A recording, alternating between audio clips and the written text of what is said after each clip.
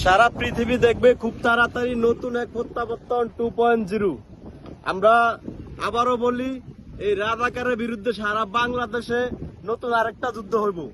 আমাদের বিশ্বাস এবং আত্মবিশ্বাস, এই যুদ্ধে 64 জেলার মধ্যে বলাই হবে প্রথম স্বাধীনতা। 24-এর দিন শেষ, 71-এর বাংলাদেশ। ইউনূসের দিন শেষ, শেখ মুজিবের বাংলাদেশ। জয় বাংলা, জয় বাংলা।